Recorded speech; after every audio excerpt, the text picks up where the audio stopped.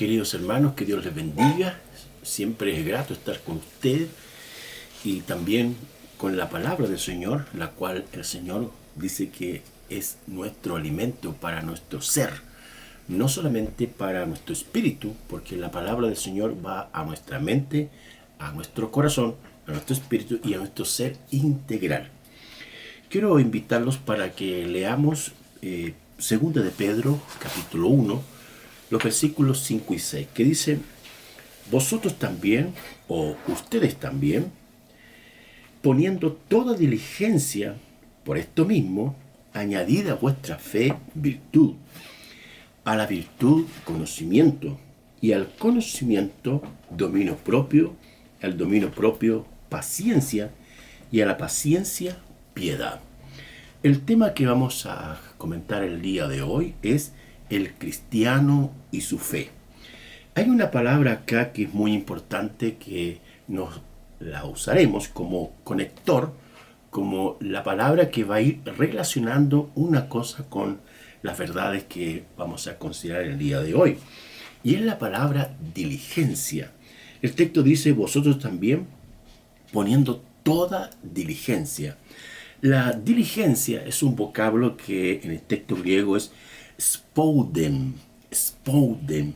y que tiene que ver con un celo, con una solicitud, con una ansia, con una prisa, o también esta palabra se utiliza en cuanto a las características o exigencias que tienen que tener los pastores, los obispos, los ministros, quienes administran los misterios de Dios, es decir, que tienen que ver con la palabra del Señor y el cómo se cuida la iglesia de Jesucristo.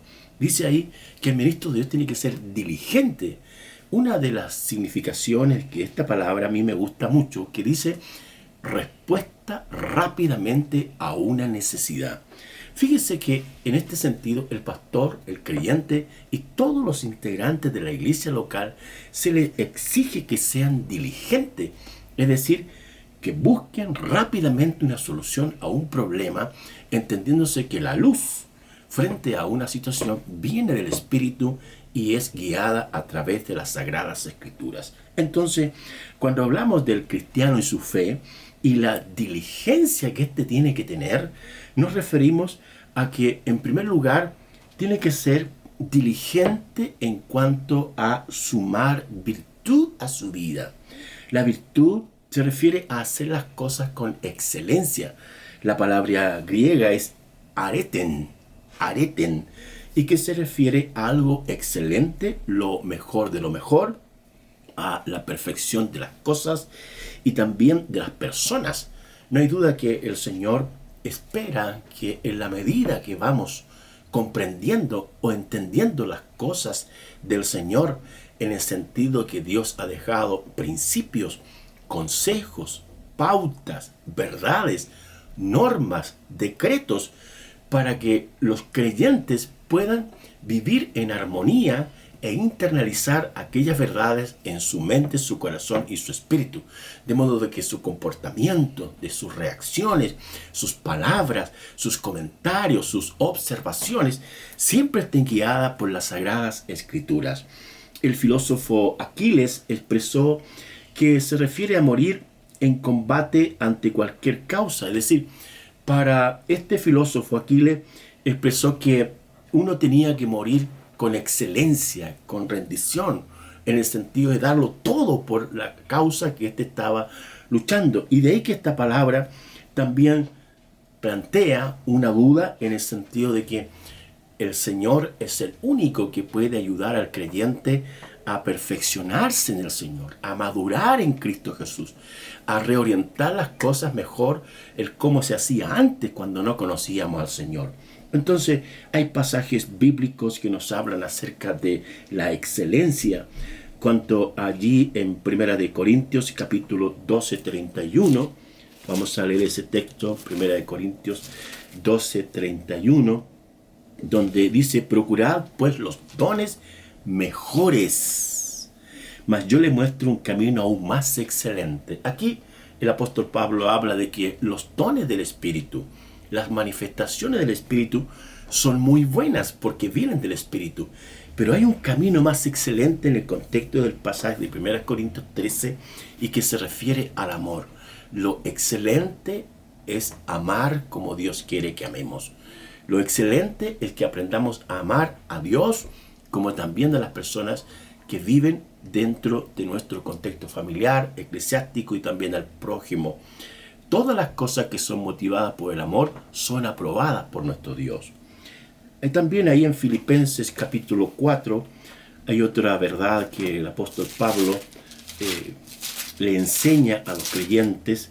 En el capítulo 4:8 dice: por lo demás, hermanos, todo lo que es verdadero, todo lo honesto, todo lo justo, todo lo puro, todo lo amable, todo lo que de buen nombre, si hay alguna virtud alguna, si algo digno de alabanza, en esto pensad.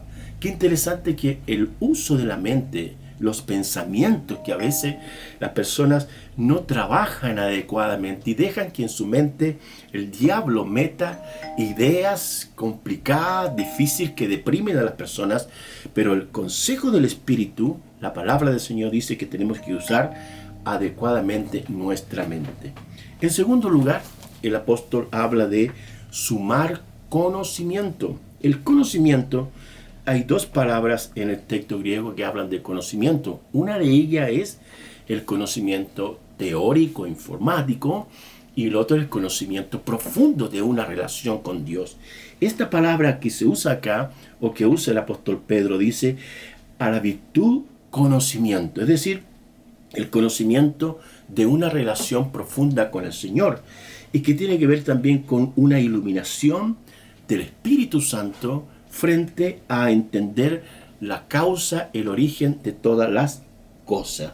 Allí en Efesios capítulo 1, versículo 18, dice que el Señor ilumine nuestra mente para saber cuál es la esperanza, el llamado y la herencia celestial. ¿Se entiende? El Señor ilumine nuestra mente, nuestro espíritu, para saber cuál es la esperanza que tenemos, qué es lo que es el llamado de Dios y al mismo tiempo lo que significa la herencia celestial. Si entendemos bien estas tres acciones de cómo el Señor, de cómo Dios tiene que iluminar nuestra mente para entender bien en qué lugar estamos, en qué condición estamos y de qué forma el Señor, con sus virtudes, con su obra redentora y su amor tan grande para con nosotros, cada día quiere que avancemos, nos perfeccionemos y le conozcamos cada día más a Él. En Daniel 5:14 dice el texto sagrado que en Daniel había una luz especial, que él entendía mejor las cosas que los brujos o los adivinos de ese tiempo, porque el rey Nabucodonosor había tenido un sueño donde Dios le había hablado de lo que iba a ocurrir con el imperio. Pero ninguno de los escribas, de los eruditos, de los sabios, de los brujos, de los astrólogos pudieron explicar o dilucidar el mensaje celestial. Y es Daniel que a través del Espíritu Santo puede entender lo que va a ocurrir en el cercano futuro como el lejano futuro con el imperio y también con Nabucodonosor. Es muy importante, hermanos, que la luz del Señor, el entendimiento del Espíritu Santo para saber cómo está la condición moral de una nación, cómo es la condición ética y espiritual de un país o de las personas en las cuales hoy día nos movemos. Y estamos viviendo tiempos críticos donde el liberalismo, el racionalismo, el pragmatismo se ha introducido fuertemente en nuestra sociedad y ha permeado en un sentido las iglesias, al liderazgo, a los ministros del Señor, no todos sino algunos, porque Dios siempre tiene gente fiel, el remanente del Señor siempre estará allí. Entonces, hoy día debemos tener cuidado en cuanto a eso. Nuestro Señor Jesucristo dice: yo soy la luz del mundo. Yo soy la luz del mundo. El que me sigue no andará en tinieblas. ¿Cómo podríamos comprender las cosas del mundo? A través del Señor Jesucristo y también de su luz. Y en tercer lugar, sumar dominio propio.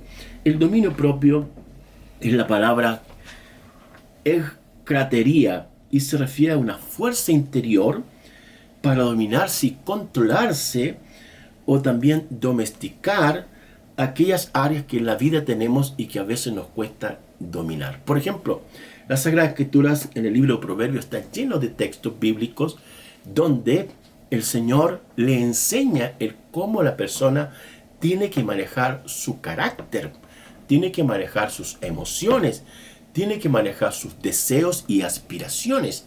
No somos llamados, hermanos, en un sentido que he escuchado muchas veces, que debemos cumplir nuestros sueños. Mire, podamos tener quizás tener aspiraciones, tener buenos deseos, entre comillas, planificar nuestra vida en el cercano futuro y en el lejano. Pero la Escritura enseña, y el Señor Jesucristo enseñó en el Padre Nuestro y en otros tantos ejemplos sobre la oración, de que el creyente tiene que buscar hacer la voluntad de Dios. Porque la voluntad de Dios, Pablo dice que es buena, es agradable y es perfecta. La Sagrada Escritura dice que la voluntad de Dios es así. Entonces, en la medida que el dominio propio, aprendemos a controlarnos, a manejar nuestra vida en cuanto a lo que deseamos, en cuanto a lo que vamos a hacer, tiene directamente relación con lo que Dios quiere que hagamos. Entonces, el proverbista dice en un pasaje, voy a leerle Proverbios 25, un texto de eso, el 25-28, que dice: como ciudad derribada y sin muro es el hombre cuyo espíritu no tiene rienda. También dice otro pasaje: mejor aquí es el que se enseñoree de su espíritu que el que conquiste una ciudad. Entonces, tenemos que aprender a manejar nuestra lengua, nuestras emociones, nuestro carácter, nuestros anhelos y nuestros deseos. Y todos ellos someternos a la voluntad del Dios Todopoderoso. También el pasaje de Timoteo, según el Timoteo 1:7, dice que Dios no nos ha dado espíritu de cobardía, sino de poder, de amor y de dominio propio. Dios desea entonces que tengamos dominio, control en nuestros deseos, anhelos y aspiraciones. Como creyentes, el cristiano y su fe tendrá que ser una persona que a su vida sume virtud, sume conocimiento y sume también dominio propio. La Reina Valera utiliza la palabra a esto añadir, y añadir tiene que ver con sumar, tiene que ver con adicionar, que son virtudes, características del Señor, para que de esta forma tengamos una vida modelar, ejemplar en todas las relaciones donde Dios nos ha colocado, como pastores, como padres, como maestros, como profesores, como ciudadanos, como miembros de la iglesia, para que Jesucristo, el Dios Todopoderoso, sea glorificado. Oremos. Querido Señor, como siempre te agradecemos tu palabra, que ella es la que nos enseña, nos instruye, para que de esa forma podamos aprender y conocer tu buena voluntad.